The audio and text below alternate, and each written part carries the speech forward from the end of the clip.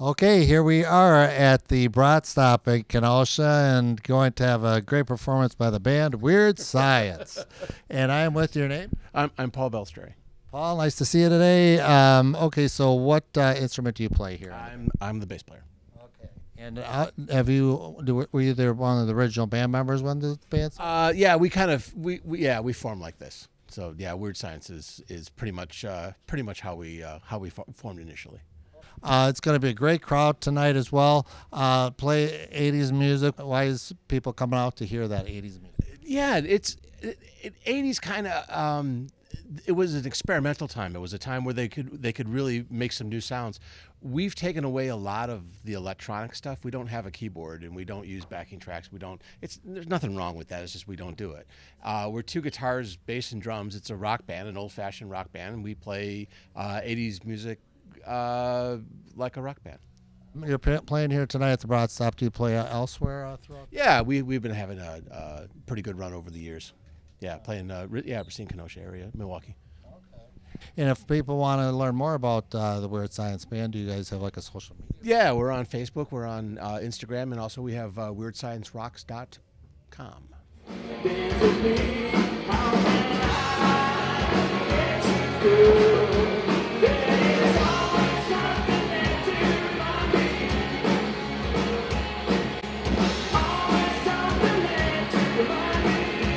And to perform, and I'm with your name? AJ. AJ, nice to see you today. Nice to see you, man.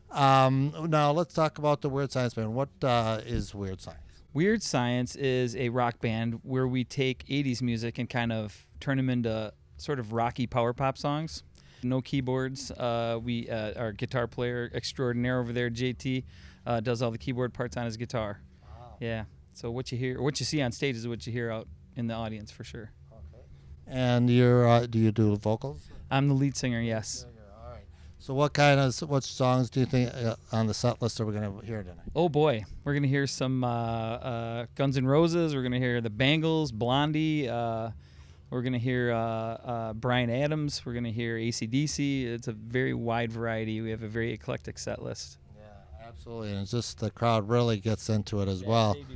And I guess that's my question. Why do people get so much into the 80s especially? Man, Paul hit it right in the head. It was a very experimental time. Like in the 80s, if you remember. I think you may. Oh, yeah. All right. Everything was on the charts. Everything from big band music to rock to hard rock. You had your Blondie, you had your Cyndi Lauper, Whitney Houston, Mariah Carey, The Police, all those bands, and everything was on the charts from the whole spectrum of types of music. Everything was up and on, and people loved it. How did you get involved in the Weird Science Band? Interesting. So I answered an ad in MilwaukeeRocks.com, and these guys they're all my age. We have kids the same age. We're all in our, pretty well into our careers, and I went to Don's farm garage and brought my guitar and played a few songs, and they hired me, and that was it. Yeah, wow. So we've been together for 16 years this year. Yeah. You guys play pretty much all over the area. Yeah, our farthest north show so far has been Port Washington. Farthest west has been Janesville. Kenosha is the furthest south. We've played Summerfest and State Fair and a lot of the church festivals in the area. Yeah, a lot of special events. Our forte is probably playing outside. We'd love to play outside for sure. Once again, if people want to learn more about the Weird Science Band social media website. Yeah, WeirdScienceRocks.com is our website, and Facebook/Weird Science I think is there. Yeah, Rocks/Weird Science Rocks. I don't know. I didn't know we had an Instagram. We do? So we have an Instagram too.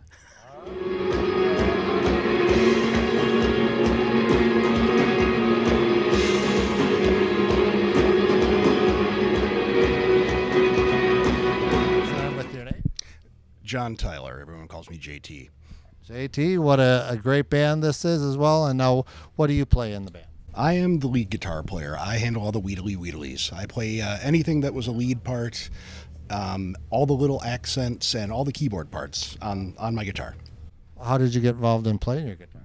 My dad was a musician. I'm here because he met my mom while he was on tour. So it was in the family. Third generation performer. My grandfather was a magician who performed with Houdini up in Milwaukee, and so long time Wisconsin roots and lots of performers and characters in the family. Now, were you one of the original band members in Weird Science, or did you? We are actually all original band members. AJ was out for just a little while, where we had another singer come in who's the drummer's brother-in-law also, and is part of the family.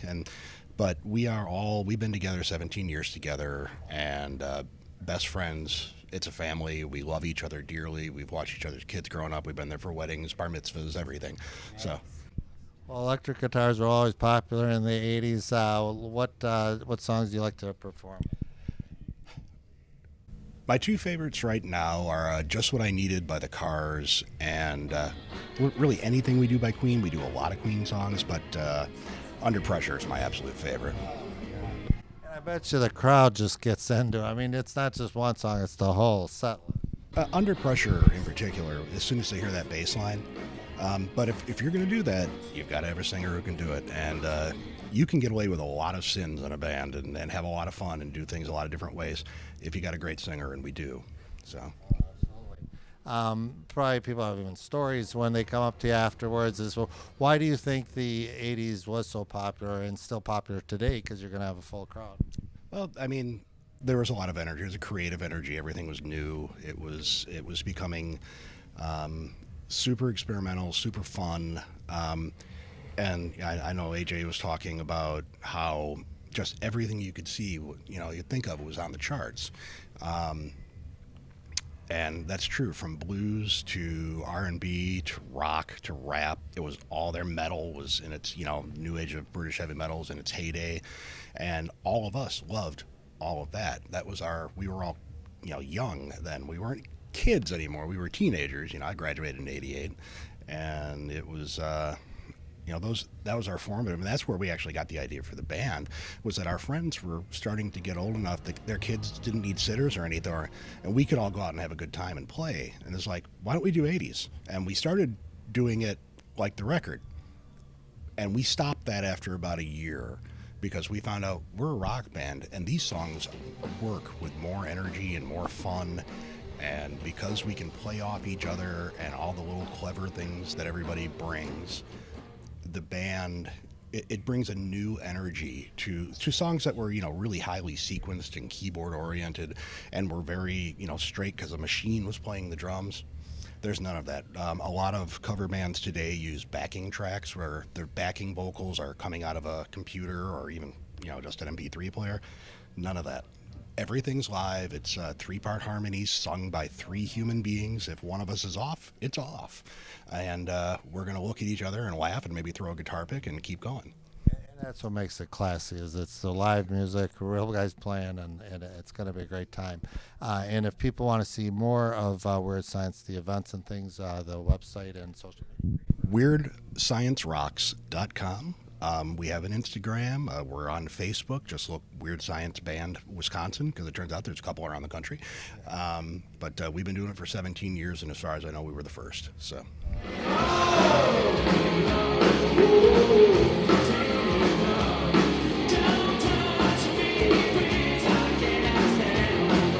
And I'm with your name. My name's Don. Don, nice to see you today. What do you play in the band? I am the drummer, so I'm the non-musician. Well, if anything, in the 80s, the drummer actually was the star at Rush and all of them. Well, certainly that's true for the bands that had drummers. The 80s is when the drum machine became a fixture. And a lot of the songs that we do were originally done with keyboards and drum machines and things like that. And we've changed it to make it more rock and roll.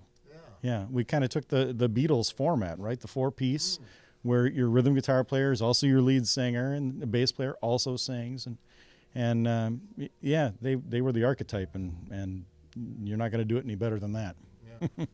How did you get involved in drums back in? Well, honestly, when I was 8 years old, and you could start learning an instrument in school band. You didn't have the option of guitar, and I knew I wanted to play rock and roll, and so drums was the logical choice, because I at least could start learning from a school class. And school music programs, they're pretty valuable in my opinion. Oh, yeah, absolutely. And then it sounded like all 4 of you were like the original band members. We are.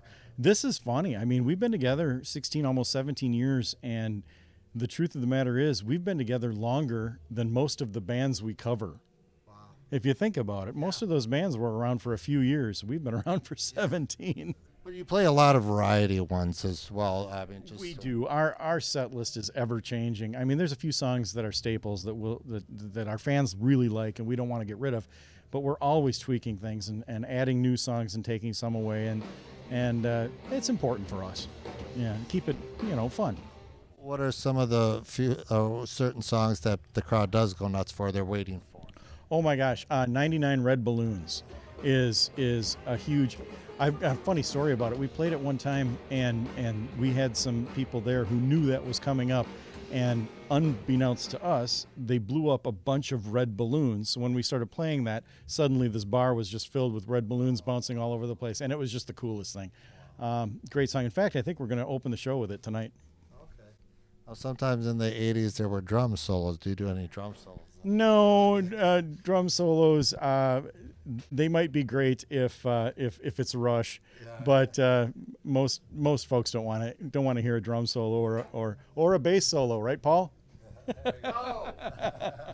But and I always land this question is that again, since it's going to be a big crowd and that they always love the 80s music, why has the 80s music been lasting around this time and going strong today? Well, new music always developed when either a new instrument came around or a new way to use an instrument came around, and rock and roll with the electric guitar, and then in the 80s with the synth and the keyboards, they got notoriety and they became very popular. And then after that, you had your hip hop music, which was using some of the record scratching and things like that, but nothing else has come. And so I think a lot of the growth sort of stagnated in that era, and a lot of the new stuff is really rehash of some of the old music, and not a lot of new has come around, in my opinion. And so it's nostalgic, and it was exciting, and it was new, and it's our music. We love it. And if people want to see more of the Weird Science Band, where you're going to be next, and or just any information, do you have a website? Social Sure. Well, yeah, summer concert or outdoor festival season will be coming around soon. Summerfest, state fair, county fairs, things like that. And all of that information is available on WeirdScienceRocks.com or on Facebook.com/WeirdScienceRocks. And there's also an Instagram page, which is Weird Science Band. We couldn't get Weird Science Rocks. I'm not sure why. Well, once again, you got a great band here today. Looking forward to it, and thank you so much for talking with us today. All right.